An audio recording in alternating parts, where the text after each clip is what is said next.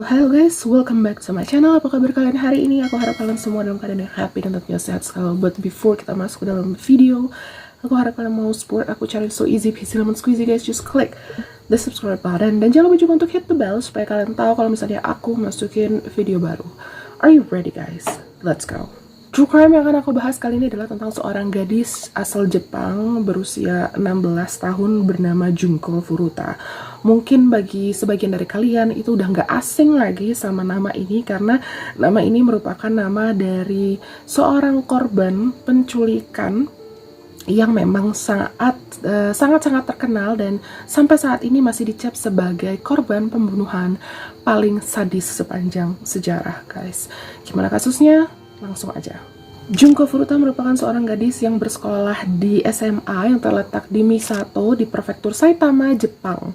Dia adalah remaja yang menarik, aktif, cerdas, dan banyak banget disukai sama orang. But ya, tentunya saat kita banyak disukai orang, banyak juga orang-orang yang bakalan iri sama kepribadian kita, iri sama apa yang bisa kita lakukan. Junko ini tidak merokok, tidak minum minuman beralkohol, dan tidak menggunakan obat-obatan, which is dia itu emang anak yang flow-nya itu bersih banget, positif banget, jadi makanya dia itu disukai sama banyak banget orang di sekolahnya. Yang tentunya pada saat itu hal-hal seperti ini tuh justru dianggap nggak gaul gitu loh, nggak keren di mata orang-orang yang punya pergaulan atau punya kelas pergaulan yang saat itu ngetren minum-minum, ngetren pakai obat-obatan gitu ya, kayak teman-teman yang arah-arahnya tuh ke arah-arah kayak gangster gitu. Nah, salah satu orang atau pria atau bisa dibilang teenager gitu ya, remaja yang menyukai si Junko ini adalah temennya sendiri, dan dia ini meminta Junko untuk berhubungan dengannya gitu loh. Tetapi Junko ini menolak dia. Nah, orang yang meminta atau menyukai si Junko ini adalah merupakan Hiroshi Miyano.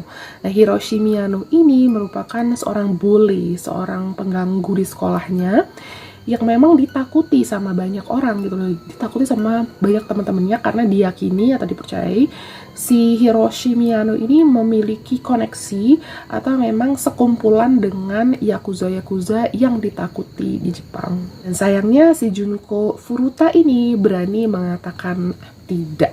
Nah, pada November 1988, Miyano dan Minato berkeliaran di sekitar Misato gitu ya, di sekitar prefektur itu dengan niat, memang niatnya udah jahat deh, dengan niat melakukan kejahatan, merampok, dan juga memperkaos wanita yang lewat. Nanti siapa nih targetnya, nah itu tuh yang bakalan mereka kerjain. Nah, pada malam hari sekitar pukul 8.30-an gitu, mereka itu ngeliat Junko yang naik sepeda baru pulang dari pekerja paruh waktunya dia gitu loh. Miyano ini menyuruh Minato menendang Junko dari sepeda sampai jatuh, dan si Minato ini langsung kabur begitu aja dari tempat kejadian. Nah, Miyano yang ada di sekitar situ yang berpura-pura gitu loh melihat kejadian itu dan menawarkan bantuan sama Junko agar Miyano ini bisa mengantarkan Junko pulang ke rumahnya dengan aman. Nah, setelah Junko menerima bantuannya, pergilah mereka berdua dari tempat tersebut, dan sayangnya Miyano ini justru membawa Junko ke sebuah gudang dan memperkaosnya di sana. Setelah kejadian itu terjadi, setelah selesai Miyano dengan urusannya, si Junko ini dipaksa dan diancam akan dihabisi nyawanya kalau dia itu nggak ikut sama Miyano ke sebuah hotel di sekitar sana. Dari hotel, Miyano itu kembali memanggil Minato dan juga teman-temannya yang lain gitu, dan pamer nih sama teman-temannya bahwa dia sudah berhasil mengerjai Junko Furuta. Kemudian Jo Ogura itu membujuk Miyano untuk tetap mempertahankan si Junko Furuta ini, jangan dikasih pulang, kita sekep aja dia, kita culik aja dia, itu agar teman-teman yang lain bisa mencoba, you know what I mean ya kan, mencoba Junko Furuta yang saat itu masih berusia 16 tahun. Aku gak ngerti kenapa ada orang-orang yang tega banget kayak begini. Nah, pada 27 November, orang tua Junko ini sempat menghubungi polisi untuk melaporkan mengenai kehilangan sang anak ya, Junko Furuta. Kemudian polisi pun memulai investigasi dan pencarian orang hilang. Namun sayangnya saat-saat itu Junko Furuta ini kemudian dibawa oleh Jo Ogura dan Yasushi Watanabe ke sebuah rumah di daerah Ayashi di Adachi Ward yang merupakan rumah dari salah satu dari keempat pelaku penculikan si Junko Furuta ini. Mereka di dalam rumah itu berulang kali memperkaos, kemudian maupun dari depan maupun dari belakang, you know what I mean ya kan? Dan menyiksa Junko Furuta selama 44 hari ke depan. Nah, pada saat polisi ini kan masih nyari terus nih, masih melakukan investigasi dan pencarian kemana sih perginya si Junko Furuta ini gitu. Kemudian Junko Furuta ini diancam sama keempat pemuda yang menculik dan menyekap dia tadi untuk menelpon orang tuanya Junko dan mengatakan bahwa dia itu lagi kabur dari rumah.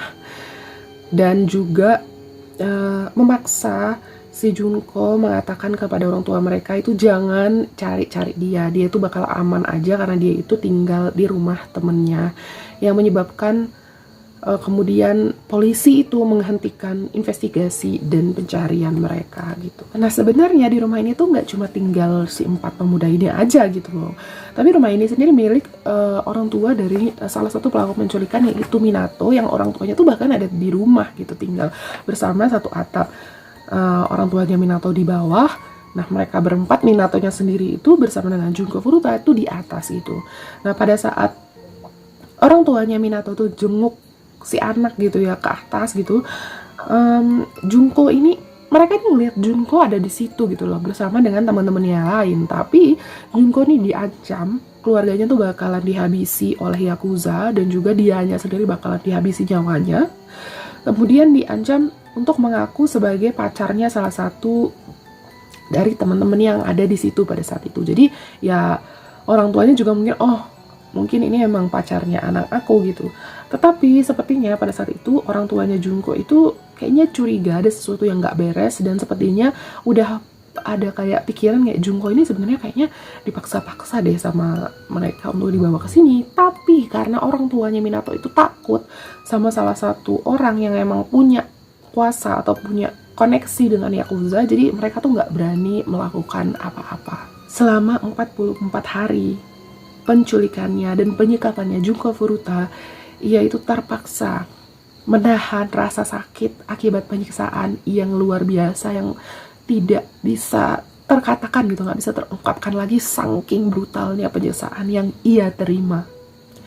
Aku akan kasih tahu kalian, aku sendiri saat ngebaca kasus ini, mempelajari kasus ini, aku tuh nangis banget karena kayak she is just a teenager yang baru aja memulai kehidupannya gitu di masa remaja dia, dan harus mengalami hal ini gitu loh, yang oh my god, this is so brutal. Yang pertama, dia dipermalukan dengan terus tanpa busana sepanjang waktu di dalam kamar itu, dan dilihat oleh semua orang gitu, dilihat oleh si 4 pelaku penculikan, si Minato, si Yasushi, si Miyano, kemudian si Jo Ogura bersama dengan teman-teman yang lain juga gitu.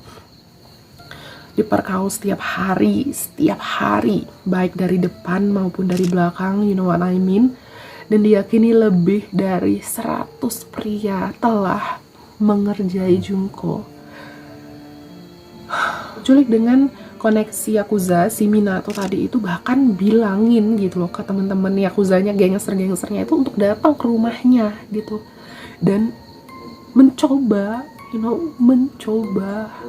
how sick is that, how disgusting, kepada anak usia 16 tahun yang lagi ceria-cerianya gitu loh, yang lagi menikmati masa-masa dia di sekolah gitu loh. Dia diperkirakan telah mengalami sekitar 500 kali pemerkosaan, dan pada satu titik gitu ya, dia bahkan pernah diperkaos 12 orang dalam satu hari. Gak cuma itu, bahkan ratusan pria yang diyakini memperkaos dia itu bahkan sering mengancingi dia gitu loh. What the hell? My heart is torn apart. Dan kali juga untuk turn on gitu ya, turn on para pelaku gitu ya, meningkatkan hasrat si pelaku, Junko ini diminta untuk bermain sendiri, bermain sendiri di depan mereka dan tamu-tamu yang mereka undang. Pemukulan fisik yang dialami termasuk Junko ini dipukul dengan tongkat golf dan membenturkan wajahnya ke semen berulang kali.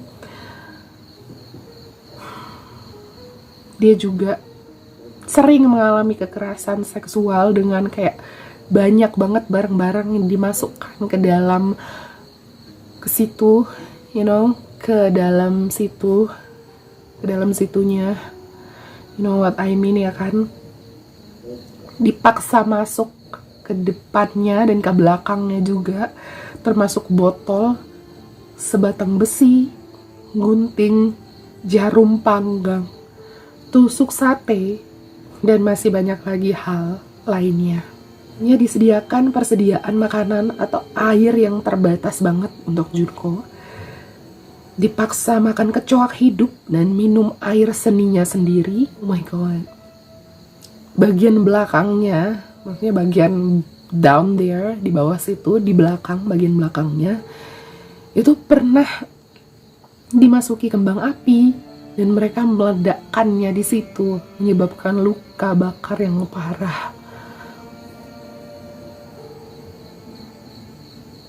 What are you doing?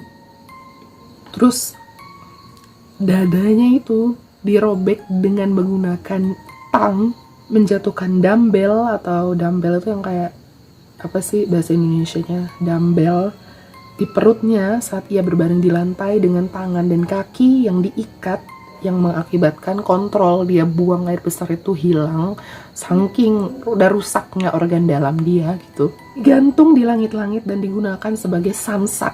Pernah juga dimasukin dalam freezer kulkas selama berjam-jam. Kelopak matanya dibakar dengan lilin panas dan korek api. Dadanya ditusuk dengan jarum jahit. Bagian bawahnya, bagian depannya, bagian bawahnya itu dibakar dengan rokok dan korek api. Bola lampu yang panas bahkan dimasukkan ke dalam bawahnya itu dan digosok sampai meledak di dalamnya. Oh my god, what the hell are you doing people? Kayak aku nggak habis pikir dari mana mereka bisa dapetin ide-ide yang brutal kayak gitu, dan mereka ngelakuin ini tuh sama orang yang nggak bersalah gitu loh, just because dia nolak aja gitu. Oh my god. Sementara baru 1/4 dia melalui hari-harinya di sana di dalam penyekapan, karena pemukulan yang terus menerus, Junko Furuta itu tidak bisa lagi bernapas gitu ya, dengan hidungnya karena ada penumpukan darah di rongga tubuhnya. Organ dalamnya yang trauma menolak untuk menerima makanan dan air, jadi ketika dia mencoba untuk minum, dia tuh langsung muntah gitu, yang membuatnya semakin dehidrasi. Tapi hal ini justru membuat para pelaku tuh nggak kasihan, justru malah membuat 4 pemuda ini tuh kesel sama si Junko Furuta ini karena udah mengotori karpet.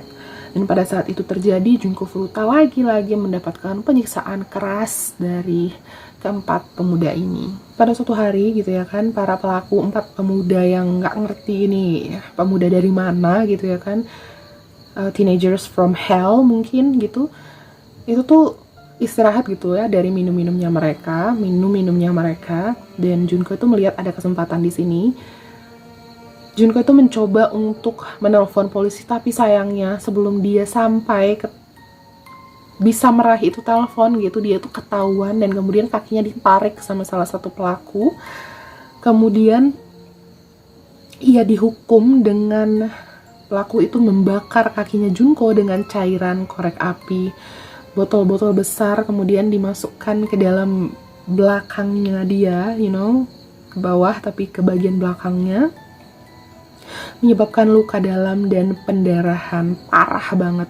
Selama 2 jam Junko ini disiksa begitu terus, berjam-jam. Nah, orang tuanya Minato yang ada di bawah itu mendengar teriakan gitu ya, mendengar hal-hal ribut-ribut gitu di lantai atas di kamar anaknya sendiri, dan mereka memutuskan untuk ngecek nih apa sih yang terjadi di atas, kenapa ribut dan berisik banget gitu. Mereka nyampe ke atas dan Minato nih bilang nggak ada apa-apa kok, cuman ya gitu-gitu aja, nggak ada apa-apa gitu. Tapi karena orang tuanya Minato ini takut mereka itu kenapa-napa, jadi ya udah, mereka orang tuanya tuh pergi gitu aja gitu loh. Padahal pada saat itu ada banget nggak sih kesempatan untuk menyelamatkan Junko Furuta yang sedang disiksa sama mereka gitu. Tapi karena orang tuanya pun takut sama koneksinya Minato, jadi mereka pun nggak mau ikut campur gitu loh dengan apa yang dilakukan anaknya dan teman-temannya ini gitu. Luka bakar di kakinya dan juga memar otot yang parah yang dialami sama Junko membuatnya tidak lagi bisa berjalan setelah 20 hari penyekapan dia di sana. Dia tidak bisa menggenggam apapun dan gak bisa menggunakan tangannya lagi karena ya tulangnya tuh udah hancur gitu loh akibat pukulan dari beban-beban berat, dan pada saat itu kukunya pun udah rusak dan retak. Pada saat itu juga lagi musim dingin, pada saat hari kejadian penyekapannya Junko ini, Junko tuh sering banget dipaksa untuk tidur di luar tanpa menggunakan busana gitu loh, dan udah dia lemah gitu kan, badannya pun terpapar sama udara dingin. Setelah masa 30 hari penyekapannya, Junko Furuta tidak lagi bisa buang air kecil dengan benar karena kerusakan organ dalam yang udah sangat-sangat parah akibat kemasukan benda asing dan luka bakar dari rokok dan korek api. Tangan dan kakinya rusak parah dan butuh waktu lebih dari 1 jam hanya untuk merangkak loh teman-teman, merangkak turun ke kamar mandi. Dan gak cuma itu, bahkan gendang telinganya sendiri pun udah rusak akibat dipukuli dengan benda-benda keras. Nah, selama penyekapan, Junko ini sering cerita gitu, sering mengatakan kepada mereka bahwa ia tuh menyesal banget karena ia tuh udah gak sempat untuk nonton serial kesukaannya dia. Episode terakhirnya Tonbo itu adalah salah satu TV series yang terkenal pada saat itu di Jepang gitu, dan berharap kalau mereka itu mau untuk ngambilin videotape-nya Tonbo untuk supaya bisa dia nonton gitu loh. Tapi ya nggak akan mungkin disetujui ya kan. Selama 44 hari ketika dia berulang kali disiksa, dipukuli, diperkaos, Junko Furuta beberapa kali memohon kepada penculiknya untuk udah habisi nyawa aku aja, kita akhiri aja gitu loh, kenapa mesti kayak gini gitu. Tapi sayangnya mereka tidak menyetujui apa yang diinginkan oleh Junko. Sebaliknya pada Januari 1989 mereka menantangnya bermain soliter mahjong. Dia menang, si Junko ini menang, dan itu membuat para pelaku penculikan ini kesel setengah mati sama dia dan kembali menyiksanya dengan pemukulan menggunakan barbel besi dan api dengan membakar kaki, lengan, wajah, dan perutnya setelah menuangkan cairan korek api ke atasnya. Karena sudah dipukuli dengan parah, dehidrasi, dan kekurangan gizi, Junko Furuta kemudian mengalami shock dan meninggal keesokan harinya. Takut nih, mereka berempat nih takut. Mereka takut setelah Junko ini meninggal, tapi nggak takut ketika mereka tuh ngelakuin hal-hal keji yang mereka lakukan selama 44 hari ke Junko. The hell, man? Takut nih, para pelaku ini bakalan dipenjara akibat pembunuhannya Junko. Tubuh malangnya Junko ini kemudian dibungkus dengan selimut, dimasukkan ke dalam travel bag. Kemudian tubuhnya Junko ini dimasukkan dalam drum minyak yang diisi dengan cairan beton. Jadi dikubur di dalam drum gitu, dilapisin gitu, diisiin cairan beton sampai penuh gitu. Drum tersebut kemudian dibuang ke sebuah tempat yang sekarang bernama Taman Wakashu. Miyano juga bahkan memasukkan videotape yang diinginkan sama Junko, yang sering diceritakan sama Junko, itu videotape episodenya Tanbo yang Junko inginkan, bukan karena si Miyano ini kasihan gitu, tapi karena supaya si Junko ini nggak akan jadi hantu nantinya dan menghantui mereka semua. Udah. Dan ya udah sampai di situ aja gitu, karena pencarian juga gak akan dilakukan kan, karena ya emang Junko sendiri ya nelpon orang tuanya kan pada saat itu dan mengatakan bahwa Junko ini lagi kabur gitu loh. Dan emang jadi kasus yang tidak terpecahkan pada saat itu.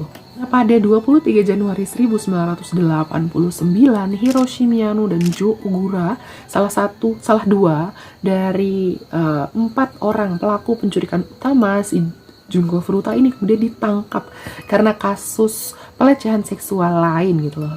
Bukan kasusnya Junko, tapi kasus pelecehan seksual yang lainnya. Pada 29 Maret, polisi itu kemudian datang dan menginterogasi mereka gitu terkait pakaian dalam wanita yang ditemukan di rumahnya mereka gitu loh, setelah mereka melakukan investigasi. Nah, saat interogasi, Miyano ini yakin bahwa salah satu petugas nih tahu bahwa mereka ini itu terlibat dalam kasus pembunuhannya Junko atau kasus hilangnya Junko Furuta pada saat itu. Nah, karena mereka pikir Jo Ogura ini udah mengakui, jadi mereka tuh diinterogasi tempat terpisah, dan Miyano pikir kalau kayaknya Jo Ogura udah ngaku deh, dan ini tuh aku diinterogasi terkait pembunuhannya Junko Furuta atau hilangnya Junko Furuta gitu. Nah, udah berpikir nih, Jo Ogura temennya ini udah ngaku, Miyano ini kemudian mengatakan kepada petugas di mana mereka bisa menemukan tubuhnya Junko Furuta. Tubuh Junko Furuta tuh kemudian ditemukan di tempat yang dikatakan persis oleh mereka, dan udah nggak bisa diidentifikasi lagi kan, karena udah kayak nempel banget tubuhnya sama cairan semen, dan akhirnya ketahuan bahwa itu benar-benar adalah tubuh Junko Furuta setelah melakukan identifikasi sidik jari. Polisi ini sempat bingung kan sama pengakuannya Miyano dan Jo Ogura, si Miyano ini gitu, kayak kita kayaknya nggak bahas pelaku atau kegiatan kejahatan tentang pelecehan seksual dengan korban yang lain nih, tapi kok nggak nyambung gitu loh diajak ngomong gitu. Dan ternyata Miyano ini berpikir bahwa petugas ini datang untuk menginvestigasi hilangnya Junko Furuta gitu. Kayaknya emang dia selama ini dihantui sama kejadian seperti itu. Ya, wajar sih kalau dihantui ya kan, karena emang brutal banget gitu. Situlah kemudian polisi mengungkap keterlibatan mereka dalam menghilangnya Junko Furuta. Aku langsung kayak merinding. Pengadilan pun memberikan hukuman penjara yang berbeda kepada pelaku. Shinji Minato antara 5 hingga 9 tahun. I know, jangan protes dulu. Ini pelaku yang brutal banget, kenapa cuman segitu hukumannya. Jo Ogura antara 5 hingga 10 tahun, Hiroshi Miyano 20 tahun, dan Yasushi Watanabe antara 5 hingga 7 tahun. Namun hukuman penjara yang diterima ternyata tak cukup untuk membuat jera para pelaku. Setelah melakukan pembunuhan terhadap Junko Furuta, 3 pelaku ditangkap lagi, hanya Yasushi Watanabe yang menghindari masalah hukum. Setelah itu yang lainnya sama aja gitu loh. Salah satu pelaku yaitu Shinji Minato ditangkap pada tahun 2018 atas dugaan percobaan pembunuhan terhadap Saitama, seorang karyawan berusia 32 tahun. Pada awalnya gitu ya, sebelum mereka berempat itu ditahan, pengadilan Jepang itu menahan nama 4 penculik utama ini gitu loh. Nggak dikasih tahu karena mereka tuh masih di bawah umur, jadi namanya tuh disamarkan. Namun jurnalis dari majalah Shukan Bunshun menggali dan menerbitkannya dengan menyatakan bahwa apa yang telah mereka lakukan gitu loh. Setelah apa yang mereka lakukan, mereka masih mau mendapatkan kesempatan untuk hidup tenang gitu loh. Mereka udah menyiksa, menyekap, memperkalah seorang gadis yang masa depannya tuh masih panjang banget, jadi kayaknya mereka nggak layak untuk diberikannya hidup tenang gitu loh. Jadi jurnalis majalah inilah yang kemudian membuka nama-nama foto-foto dari 4 pelaku utama penculikan Junko Furuta. Keempat pelaku ditangkap dan diadili, namun karena mereka semua di bawah umur saat kejahatan itu dilakukan, mereka diadili sebagai anak di bawah umur. Akhirnya setelah banyak protes dari masyarakat, mereka menghadapi hukuman orang dewasa, kecuali bahwa identitas mereka itu kemudian dirahasiakan oleh pengadilan. Namun tetap aja gitu, mengingat bagaimana perilaku pelaku dan apa yang mereka lakukan terhadap Junko dan wanita-wanita lain yang juga kemudian pernah menjadi korban mereka, itu ya seperti yang aku bilang tadi gitu kan, hukumannya ya pasti relatif rendah gitu loh. Ini masing-masing dari mereka itu ya pastinya udah keluar dari penjara, mengingat hukumannya cuman sebentar kan, 3 dari anak laki-laki itu menjalani hukuman kurang dari 8 tahun. Pemimpin dari penculikan tersebut yaitu Minato itu awalnya dijatuhi hukuman 17 tahun penjara, tetapi dia masih punya keberanian untuk banding gitu loh. Kemudian Hakim Ryuji Yanase justru kemudian menaikkan hukumannya Minato ini menjadi 20 tahun alih-alih menurunkan hukumannya. Hakim yang sama juga menambah hukuman bagi 2 anak laki-laki yang juga mengajukan banding. Akhirnya 1 anak laki-laki ini nggak jadi ngajuin banding, yang akhirnya hukuman dia itu tetap aja segitu. Apapun itu, ya mereka semua akhir 30-an ya pasti semuanya udah keluar dari penjara, mengingat bahwa mereka itu di penjara di umur kayak 15 tahun. Ini pelakunya tuh masih 15 tahun, 16 tahun loh, 17 tahun gitu, masih kayak teenager gitu. Ya pasti late 30s dia udah keluar dari penjara, mengingat ya hukuman paling gedenya aja tuh di 20 tahun gitu loh. Oh my god. Penyiksaan dan kemudian pembunuhan Junko Furuta memicu kemarahan internasional udah pasti, dan kasusnya itu menginspirasi beberapa film dan manga yang diilustrasikan oleh Kamata Yuji. Film yang paling patut diperhatikan adalah Joshikoshei Konkurito Dume Satsujin Jiken, alias kasus pembunuhan gadis sekolah menengah beton yang dirilis pada 1995. Film ini disutradarai oleh Katsuya Matsumura dan dibintangi oleh Yujin Kitagawa, sebuah band Yuzu sebagai pelaku utamanya. Kasus Junko Furuta ini aku kasih judul kayak 44 Days in Hell gitu ya, 44 hari di dalam neraka. I don't know, ini pelaku dan korbannya tuh sama-sama teenager, sama-sama berusia 15, 16, 17 tahun. I don't know, like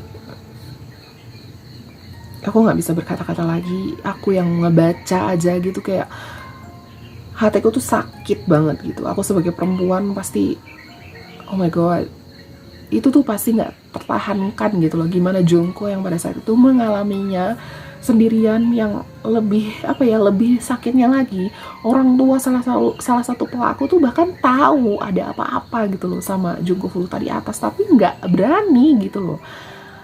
Kesempatan orang tuanya Minato ini ngasih tahu ke orang-orang bahwa ada seorang gadis malang yang disekap yang nggak bersalah gitu, besar banget gitu loh.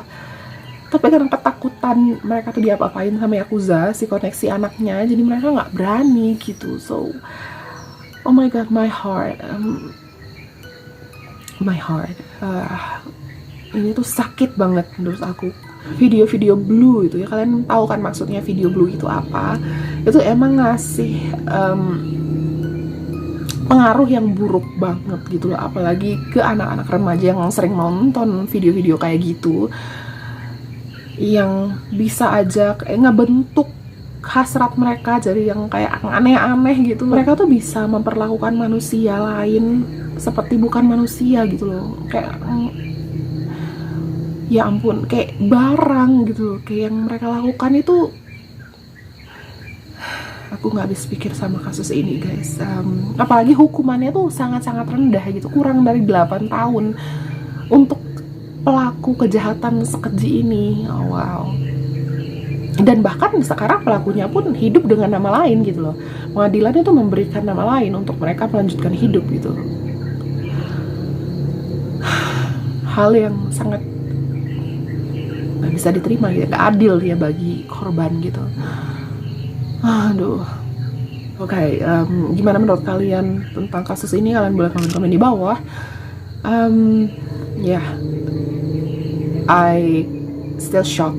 Aku masih shock dengan kasus ini. So, itu aja dari aku guys. Thank you banget bagi kalian yang udah nonton video ini. Aku harap kalian dapetin informasi dan pelajaran dari kasusnya Junko Furuta. Kalian harus berhati-hati dengan siapapun dan dimanapun di dunia ini gitu loh. Jangan mudah percaya sama orang gitu ya kan. Karena ya bisa aja orang baik itu punya banyak topeng gitu juga. Orang yang kelihatannya jahat itu belum tentu jahat gitu loh. Jadi kalian memang harus berhati-hati banget sama orang-orang gitu ya, jangan mudah percaya. And semoga kalian bisa ngambil pelajaran dari kasus ini, dan ya mari kita doakan sama-sama semoga pelaku mereka mau masih hidup atau udah meninggal pun, aku berharap mereka disiksa di neraka gitu loh, ya kan. So thank you banget bagi kalian yang punya another true crimes yang kira-kira pengen aku bahas, atau kalian punya video-video yang pengen aku reaction, kalian boleh ngomong sama aku, boleh komen-komen di bawah.